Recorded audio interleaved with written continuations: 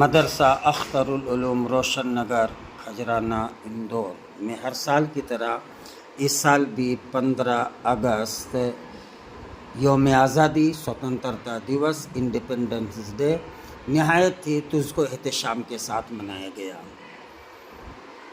کھجرانہ کے معتبر باعزت با احترام ہمدرد لوگوں نے شرکت کر کے اس جشن آزادی میں چار چاند لگا دیا۔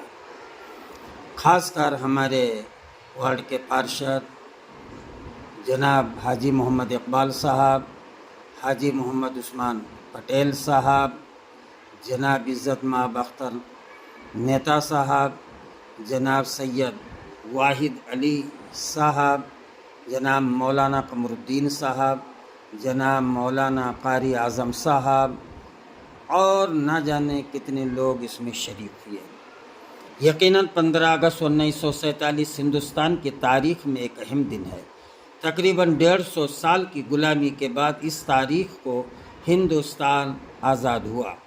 اس خوشی میں ہر سال 15 اگست کو یوم آزادی کا قومی تہوار بڑی دھوم دھام سے منایا جاتا ہے۔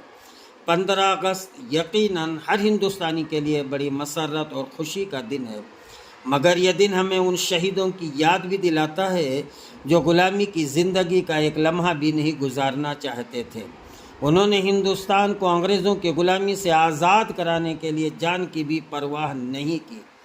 کسی زمانے میں ہندوستان اپنی دولت اور خوشحالی کی وجہ سے سونے کی چڑیا کہلاتا تھا۔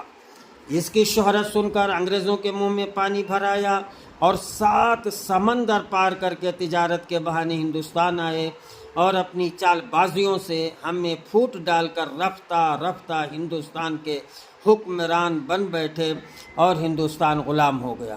غلامی کتنی بری چیز ہے اس کا خیال شاید ہم نہ کر سکے، کیونکہ ہم نے جب ہوش سنبھالا تو ہندوستان آزاد ہو چکا تھا۔ ہمارے آبا و اجداد رہنمائے قوم اور دیش کے جن بڑے بوڑھوں نے غلامی کی لعنتوں کو دیکھا تھا آج ناقابل بیان ہے۔ آزادی کی یہ جنگ دنیا کی عام جنگوں سے نرالی تھی۔ ہندوستان نے امن و عدم تشدد کے ذریعہ یہ آزادی حاصل کی۔ ہمارے رہنماؤں نے مثلاً گاندھی جی نے، پنڈت جواہر لال نہرو نے، مولانا ابوالکلام آزاد صاحب نے، مولانا شوکت علی جوہر صاحب وغیرہ نے امن کی راہ پر چل کر یہ جنگ جیتی۔ گاندھی جی اہنسا کے قائل تھے۔ انہوں نے اہنسا سچائی کا راستہ اختیار کر کے آزادی کی تحریک چلائی۔ آزادی کے اس عظیم رہنما نے عوام کی رہنمائی اس طرح کی کہ انگریز حکومت کو گھٹنے ٹیکنے پڑے اور ہندوستان کو آزاد کرنے کے علاوہ کوئی چارہ نہ رہا۔ تحریک آزادی کے تقریباً سبھی رہنما برسوں جیل میں رہے۔ وہ انگریزی حکومت کے سارے مظالم برداشت کرتے رہے، مگر ہمت نہ ہاری۔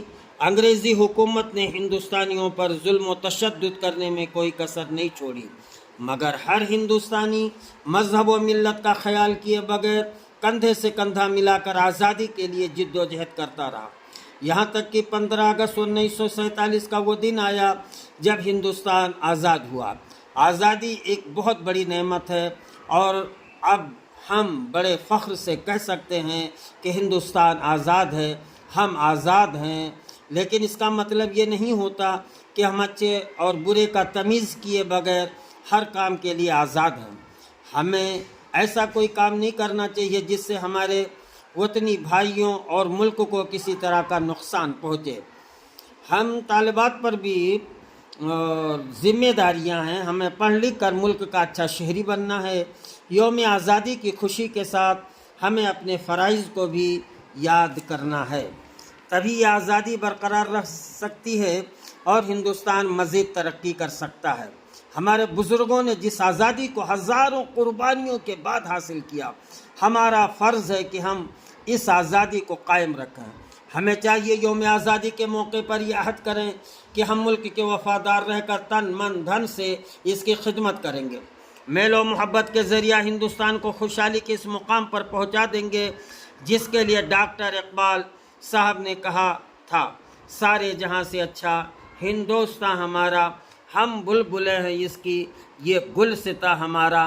آئیے ہم اور آپ سبھی مل کر، جتنے آئے ہوئے ہمارے مہمان ہیں اور طلبہ اور طالبات، سب یہ عہد کریں کہ گاندھی جی نے جو راستہ دکھایا کہ ہم جو ہے ہنسا کا راستہ اختیار نہیں کریں گے، اہنسا کے راستوں پر چلیں گے۔